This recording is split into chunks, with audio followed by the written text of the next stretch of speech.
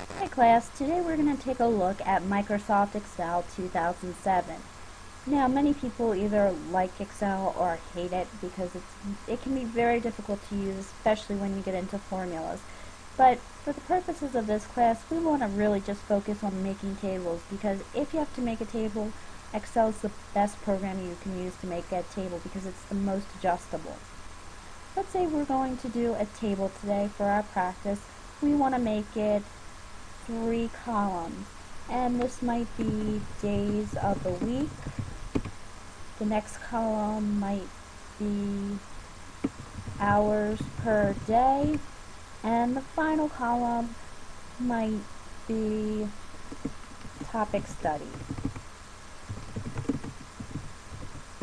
Now if you take a look, these overlap, so what I'm going to do is I'm going to click on the line at the very top next to the A, and I'm going to expand it to what I think might be a reasonable size, where I'm not going to cut anything off. I'm going to do that for B and C also. Now let's put in the days of the week. We have Monday, Wednesday, Thursday, Friday, Saturday, Sunday. Now I just realized I made a mistake.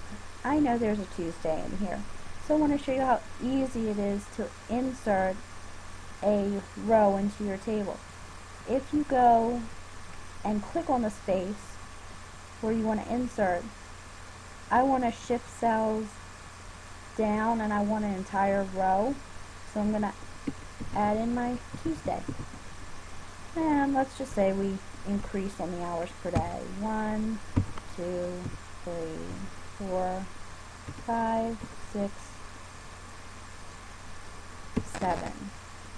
Now of course on Sunday we're going to spend 7 hours studying English, Saturday 6 hours studying math, Friday 5 hours on social studies, Thursday 4 hours on science, Wednesday 3 hours on reading, on Tuesday 3 hours on math, and on Monday 1 hour again on art. Now it's a really simple basic table, but I'm going to highlight all my cells. I'm going to right click and I'm going to format my cells. Now just a basic format. I want a border on it. I want an inside border and an outside border. I don't really want it thick, so I'm just going to leave it the way it is. And my font, I'm going to stick with one of my favorites because it's just a very simple font, which would be the Arial font. And I'm going to make them a standard size 12. Alright, still nothing overlapping. That looks great. Maybe now what I want to do is make the 3 headings bold and big. So just like in Word, I'm going to go up here, click on bold, and I'm going to maybe make it a size 22. Now if you notice, I have to expand my chart because I cut off some pieces. And let's say on these 2 hours per day, maybe I want to center this. So I'm going to center this, and I can do a file. I want to do a print preview.